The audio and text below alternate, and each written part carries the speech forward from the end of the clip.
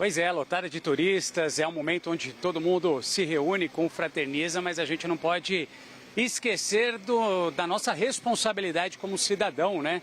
Aliás, a gente que acompanhava, eu e Reinaldo Macira, a coletiva de imprensa, onde, na sequência, né, o próprio secretário disse que recomendou ao governador do estado de São Paulo que decretasse estado de emergência. Poucas horas depois, estava tudo na mesa do governador Tarcísio de Freitas, ele assinou esse decreto. Fato é que a gente agora relembra aqui alguns pontos que foram repassados nessa coletiva, sobretudo a divulgação em massa, né, de como a gente tem que tomar ali os cuidados dentro da nossa própria residência, o descarte correto do lixo também faz parte dessa ajuda mútua, né? A gente não está falando só da responsabilidade dos órgãos públicos, das prefeituras, dos governos, como as nossas também. Bom, o decreto está feito, o estado de São Paulo entrando agora nesse momento de emergência, sinal de alerta, a curva vem crescendo, crescendo, crescendo, a gente já está falando, vocês mencionavam, 113 mortes confirmadas, e agora com essa mudança, muitas pessoas devem se perguntar, mas o que muda? Eu explico para vocês, tá?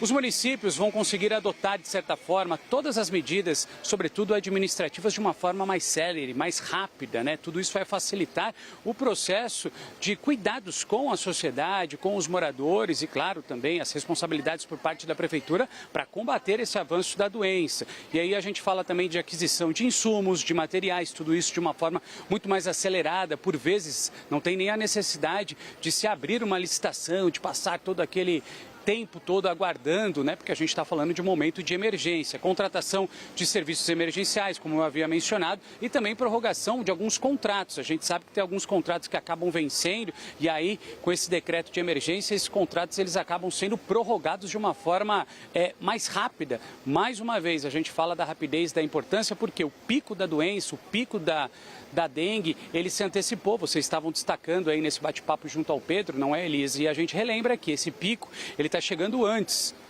do que foi o ano passado, por isso tamanha a preocupação. Algumas outras medidas também foram anunciadas e aí eu trago para vocês aqui uma campanha de conscientização e mobilização, isso incluindo a sociedade civil.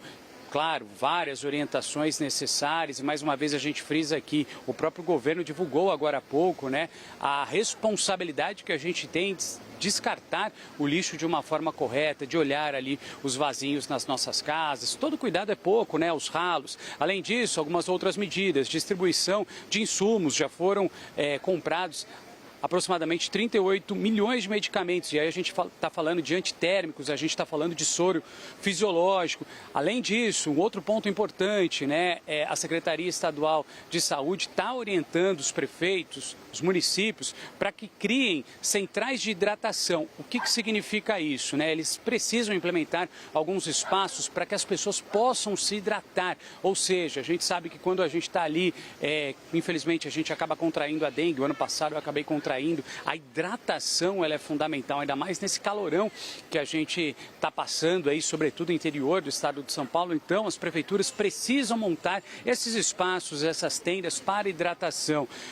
Uma outra informação, ampliação do leito do SUS, né? O próprio secretário de Saúde, o Eleudes, ele falou para a gente, olha, a gente está ampliando, a gente aumentou a capacidade de até 20% para receber essas pessoas infectadas. Nesse momento, o Estado não está enfrentando nenhum problema, filas gigantes, nada disso, mas a gente já está aumentando a capacidade justamente para receber essa população, porque a gente sabe que, infelizmente, muitas pessoas ainda podem vir a se infectar com a doença. Arrematando e finalizando, só um ponto importante, tá? Os sintomas da dengue, febre alta, dores de cabeça, náusea, vômitos, aquela dor tradicional atrás dos olhos e as manchas vermelhas no corpo. Se você apresentou algum tipo, né, desse sintoma, algum sintoma que eu descrevi aqui, por favor, a orientação é procurar o serviço de saúde, Elisa.